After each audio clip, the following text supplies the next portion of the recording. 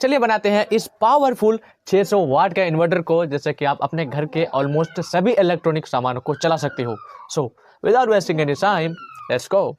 तो इसे बनाने के लिए भाई सबसे पहले हम लेंगे एक लकड़ी को और हमारा जो इन्वर्टर है वो एसी पर बनेगा। और जैसा कि आप यहाँ पर देख सकते हैं कि यहाँ पर एक रिले लगा हुआ है। तो भाई इस इन्वर्टर में रिले का कोई भी काम नहीं है।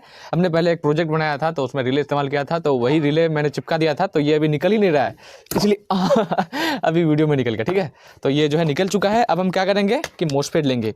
अब कौन सा मोसफेट लेना है, तो आपको लेना है भाई P55NF06, ये वाला मोसफेट। देखो यहाँ पर P55NF06 मोसफेट है, तो आपको ये मोसफेट लेना है।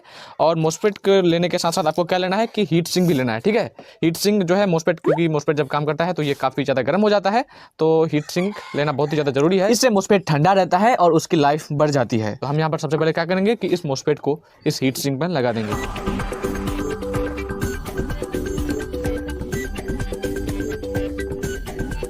तो भाई यहाँ पर मैंने दोनों के दोनों मोसफेट को लगा दिया है, लेकिन भाई यहाँ पर लगाने से पहले मुझे एक काम और कर देना है। हम यहाँ पर हीट सिंक पेस्ट को लगाना भूल गए थे, तो हम यहाँ पर हीट सिंक पेस्ट को लगा देंगे। और भाई अगर आप मोसफेट इस्तेमाल कर रहे हो तो भाई हीट सिंक पेस्ट को जरूर लगाना, क्योंकि इससे आपका जो मोसफेट है उसकी लाइफ बढ़ जाती है और आप इसे बहुत ही लंबे समय तक इस्तेमाल कर सकते हो, बहुत ही लंबे समय तक गाइस। तो भाई मैंने यहाँ पर हीट सिंक पेस्ट को लगा करके अपने मोसफेट को सेट कर दिया है। तो हम यहाँ पर इसे अपने लकड़ी में यहाँ पर सेट कर देंगे।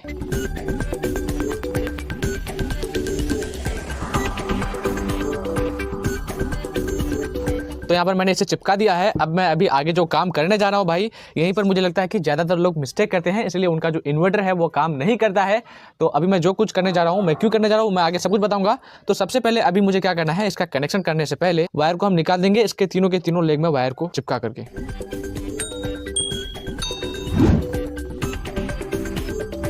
तो भाई मैंने यहाँ पर कुछ इस तरह से वायरिंग कर दिया है। अब सबसे बड़ा सवाल जो आपके मन में उठ रहा होगा कि भाई आपने ऐसा किया क्यों, जबकि आपने अभी तक कनेक्शन भी नहीं किया है। तो भाई मैं आपको दिखा रहा हूँ कि मैं, जैसे कि नॉर्मली लोग कनेक्शन करते हैं, वैसा ही कनेक्शन करने के चक्कर में मैंने यहाँ पर कितने सारे मोसफेट को खराब कर दिया। यहाँ पर देखो भाई, यहाँ पर देखो भाई, आप जो है इस मोसफेट के साथ, छोटे वाले मोसफेट के साथ ऐसे करके कनेक्शन मत करना गाइस। यहाँ पर देखो, यहाँ पर मैंने ये सारे के सारे मोसफेट को खराब कर दिया। और मैं आपको ये सभी के सभी मोसफेट को चेक करके दिखाता हूँ भाई कि ये सारे के सारे जो मोसफेट है वो खराब है। और भाई आप भी इन्वर्टर बनाने से पहले ये चेक जरूर कर लेना कि आप जो मोसफेट को इस्तेमाल करने जा रहे हो वो सही है या फिर खराब। तो भाई इसे चेक करने के लिए मैंने यहाँ पर कंटिन्यूटी टेस्ट करने के लिए बैटरी से कुछ इस तरह का जुगाड़ बना दिया है।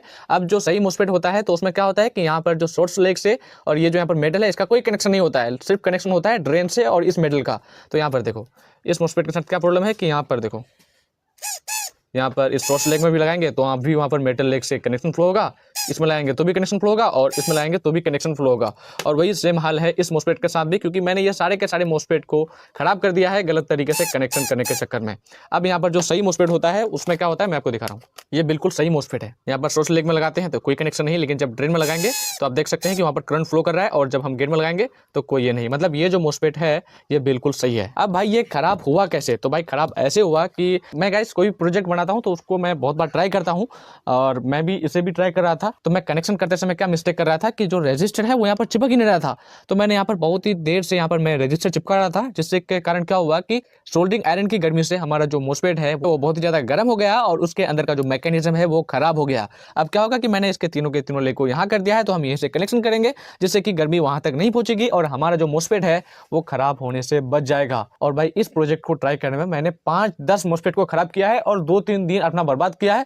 तब मैंने बाद में फिर मैंने चेक किया कि चलो ये चेक कर लेते हैं कि मोसफेट सही है कि खराब है। तो मैंने चेक किया कि भाई यहाँ पर तो सारा का सारा मोसफेट है वो खराब है। फिर मैं गया दुकानदार के पास जिसके पास मैंने वो सारे मोसफेट लिया था, तो भाई वहां पर भी उसके भी मोसफेट खराब थे, कुछ सही थे कुछ खराब थे। तो मैंने सही लेकर के फिर ट्राई किया, फिर खराब, काम कर ही नहीं रहा है। तो फिर मैंने चेक किया तो यार मोसफेट खराब हो गया है। तब मुझे लगा कि नहीं, मैं ना मतलब सोल्डरिंग करने में देर कर रहा हूँ, इसीलिए मोसफेट खराब हो रहा है। तो अभी हम यहाँ पर ऐसे ही कर देंगे तो ये जो है 100% काम करेगा। तो चलिए अब आगे का कनेक्शन कर लेते हैं दोस्तों। तो चलिए अब हम आगे का कनेक्शन करेंगे, और आगे का कनेक्शन करने के लिए हमें जरूरत होगी एक 330 ओम के रजिस्टर की, और ऐसे ही आपको 4 330 ओम के रजिस्टर को ले लेना है। और 330 ओम के रजिस्टर का कलर कोड होता है ये, तो आप अच्छे से कलर कोड मिला करके 330 ओम का रजिस्टर ले लेना। अब हम क्या करेंगे, यहाँ पर मैंने आगे का कनेक्शन करने के लिए थोड़ा वायर सबको छोटा कर दिया है, क्योंकि यहाँ पर मुझे ट्रांसफार्मर भी सेट करना है। तो सबसे पहले हम यहाँ पर क्या करेंगे, यहाँ पर ये है गेट वाला लेग, उसके बाद ये है ड्रेन वाला लेग, और ये जो है ये है सोर्स वाला लेग। वैसे यहाँ पर है गेट, ड्रेन, सोर्स। तो यहाँ पर सबसे पहले हम यहाँ पर गेट से इस वाला के ड्रेन में 330 ओम के रजिस्टर को लगा देंगे। तो भाई मैंने यहाँ पर कुछ इस तरह से कनेक्शन कर लिया है और वायर में सोल्डरिंग करना थोड़ा आसान होता है, लेकिन यहाँ पर जब आप मोस्फेट में सोल्डरिंग कीजिएगा तो यहाँ पर जो रेजिस्टर का लेग है वो जल्दी नहीं चिपकेगा, लेकिन वायर में जल्दी चिपक जाता है। अब हम यहाँ पर एक और 330 ओम का रेजिस्टर लेंगे और इसे सोल्डरिंग करना है इस वाला मोस्फेट के ड्रेन से इस वाला मोस्फेट के गेट में। गाइज मान लेते हैं कि अगर आपको यहाँ पर कनेक्शन समझ में नहीं आ रहा है तो आपको टेंशन लेने की कोई ज़रूरत नहीं है, क्योंकि मैं आपको एक ऐसा डायग्राम दूंगा भाई, जैसा कि मैंने आपसे कहा था कि भाई आप जो है इसका आंख बंद करके भी कनेक्शन कर लोगे, ठीक है। तो यहाँ तक मैंने कनेक्शन कर लिया है। अब आपको लेना है फिर से 330 ओम का रेजिस्टर, लेकिन आपको यहाँ पर लेना है 2 330 ओम का रेजिस्टर और हम इसे यहाँ पर कुछ इस तरह से कनेक्शन कर देंगे सीरीज में, मतलब आपको ऐसे ही लगा देना है। अब यहाँ पर ये जो रेजिस्टर का जोड़ा है ये लगेगा गेट से लेकर गेट में, यहाँ ये वाला गेट लेग से इस वाला गेट लेग तक।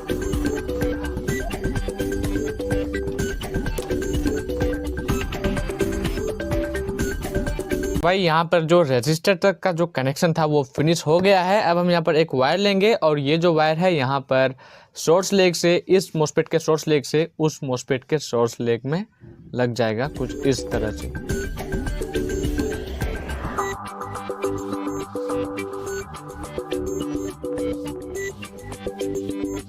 तो यहाँ पर मैंने इस वाला वायर को लगा दिया है। अब हम एक और वायर को लेंगे और ये जो वायर है यहाँ पर जिस रजिस्टर को हमने सीरीज में लगा करके गेट से गेट में लगाया था, तो यहाँ पर आप देख सकते हैं 2 रजिस्टर है, तो इसके बीच में हम यहाँ पर इस वायर को सोल्डरिंग कर देंगे।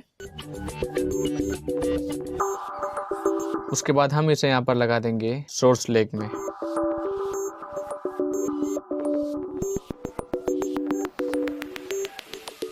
तो भाई यहाँ तक का हमारा कनेक्शन फिनिश है। अब हमें लेना है ट्रांसफॉर्मर, और भाई आपको यहाँ पर इस इन्वर्टर से कितना आउटपुट मिलेगा वो सबसे पहले डिपेंड करता है इस सर्किट में, उसके बाद डिपेंड करता है ट्रांसफॉर्मर में कि आप कितने एम्पियर का ट्रांसफॉर्मर ले रहे हो। आप इस सर्किट में 3 एम्पियर 4 एम्पियर 5 एम्पियर का भी ट्रांसफॉर्मर इस्तेमाल कर सकते हो, मतलब आप जितना ज़्यादा एम्पियर का ट्रांसफार्मर इस्तेमाल करोगे आपका जो इन्वर्टर है वो उतना ही ज़्यादा आउटपुट देगा। तो मैं अभी इस्तेमाल करने जा रहा हूँ यहाँ पर 6 एम्पियर का ट्रांसफार्मर। ये देखो भाई, ये है 6 एम्पियर का ट्रांसफार्मर और इसके आउटपुट में यहाँ पर जो एक 5 पिन सॉकेट ऑलरेडी लगा हुआ है, तो हम इसका भी कनेक्शन कर लेंगे। तो इसका कनेक्शन करने के लिए हम यहाँ पर बैठा देंगे और यहाँ पर इसका जो दोनों साइड वाला वायर है ये 12-12 वाला वायर है और ये बीच वाला वायर है 0 वाला वायर। तो हम यहाँ पर क्या करेंगे कि 12-12 वाले वायर को यहाँ पर बीच में जो मोस्फेट का जो बीच वाला लेग है और ये जो बीच वाला लेग है यहाँ पर लगा देंगे, मतलब ड्रेन लेग में यहाँ पर सोल्डरिंग कर देंगे, ठीक है।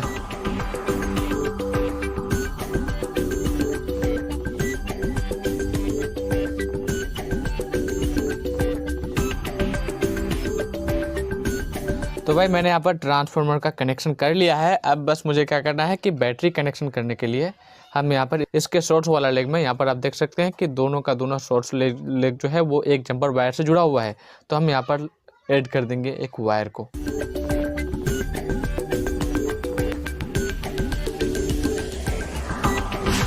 तो भाई यहाँ तक का हमारा जो कनेक्शन है वो फिनिश है। अब बस बात इसी में है कि हमारा जो इन्वर्टर है वो काम करता भी है या फिर नहीं, ठीक है। तो चलिए अब इसके टेस्टिंग में, और इसका टेस्टिंग करने से पहले हम एक बहुत ही ज़रूरी काम और करेंगे कि हम इसका कनेक्शन चेक कर लेंगे। तो इसका कनेक्शन चेक करने के लिए मैंने ये कुछ स्टेप बनाया है। सबसे पहले आपको ये चेक करना है कि गेट से लेकर ड्रेन में सही कनेक्शन है कि नहीं। तो यहाँ पर जो गेट से लेकर ड्रेन में बिल्कुल सही कनेक्शन है गाइस। उसके बाद ये चेक करना है कि यहाँ पर इस ड्रेन से लेकर उसके गेट में सही कनेक्शन है कि नहीं, यह भी सही है। उसके बाद सीरीज वाला रजिस्टर गेट से गेट में लगा हुआ है कि नहीं, तो वो भी सही है। उसके बाद क्या करना है कि एक जंपर वायर गेट वाला रजिस्टर के बीच से लेकर आता है सोर्स वाला लेग में, वो भी सही है। उसके बाद दोनों मोस्फेट का सोर्स लेग वो भी सही है। उसके बाद ट्रांसफार्मर का दोनों 12-12 वाला वायर ड्रेन में वो भी सही है। और भाई यहाँ पर हमारा जो कनेक्शन है इन्वर्टर का वो मेरे हिसाब से, जैसा कि मैंने ये सारे के सारे स्टेप बनाया है, तो आप भी इस इन्वर्टर को बना करके ये सारे स्टेप को चेक कर लेना कि आपका कनेक्शन जो है वो ये सब स्टेप के हिसाब से सही हुआ कि नहीं। तो अभी हमारा जो इन्वर्टर है वो तैयार है। बस अभी हम क्या करेंगे, ओ भाई यहाँ पर जो है मुझे एक काम और कर देना होगा कि ट्रांसफार्मर को फिट कर देना है। तो मैंने यहाँ पर ट्रांसफार्मर को सेट कर दिया है फेविकोल लगा करके। तो भाई एक बार हमारा जो इन्वर्टर है वो सक्सेसफुल हो जाएगा तो मैं आपको इसके बारे में सब कुछ बताऊंगा और मैं आपको एक बहुत ही बेहतरीन सा डायग्राम भी बना करके दूंगा। तो भाई इसका टेस्टिंग करने के लिए अब हम यहाँ पर बैटरी का कनेक्शन करेंगे और बैटरी का कनेक्शन करने के लिए हमें यहाँ पर नेगेटिव और पॉजिटिव का अच्छे से ध्यान रखना है। तो यहाँ पर ये ब्लैक वाला यहाँ पर चले जाएगा नेगेटिव में और ये रेड चले जाएगा पॉजिटिव में। अब भाई यहाँ पर देखो, ये जो पॉजिटिव वाला लेग है ये जाएगा यहाँ पर जो ट्रांसफार्मर का बीच वाला जीरो वाला वायर है वो वहाँ चले जाएगा और इसका जो यहाँ पर नेगेटिव है भाई वो चले जाएगा मोसफेट के एमिटर लेग में जिससे हमने ये वायर निकाला था। ठीक है, तो हम यहाँ पर लगा देंगे अभी। तो भाई हमारा जो यहाँ पर इन्वर्टर है वो ऑन हो गया है और ये यहाँ पर सब सही है।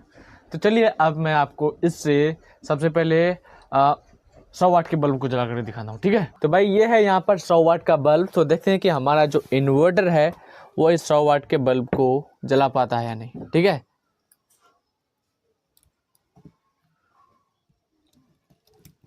और भाई जैसा कि मुझे उम्मीद था और मैंने इसका टेस्टिंग भी किया है कि हमारा जो इन्वर्टर है वो 100 वाट के बल्ब को आप देख सकते हैं कि वो कितनी आसानी से जला लेता है।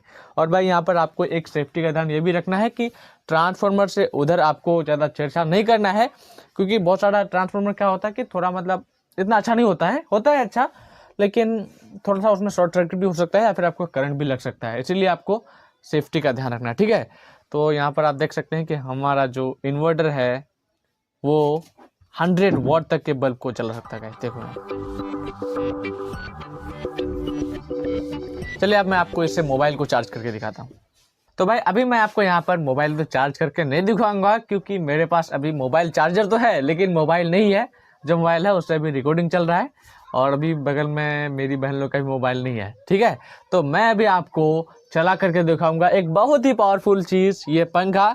और ये जो पंखा है ये मेरे घर में रखा हुआ था लेकिन मैंने सिर्फ, क्योंकि ठंडी में तो इसका कोई इस्तेमाल नहीं है, लेकिन मैंने सिर्फ आप लोगों को दिखाने के लिए कि हमारा इन्वर्टर जो है वो कितना ज़्यादा पावरफुल है इसीलिए लाया है। ठीक है, और भाई आप जो है वीडियो के एंड तक बने रहना, मैं आपको इसका डायग्राम भी दूंगा। वहाँ पर देखो भाई, आप देख सकते हैं भाई कि हमारा जो पंखा है वो कितना अच्छे से चल रहा है।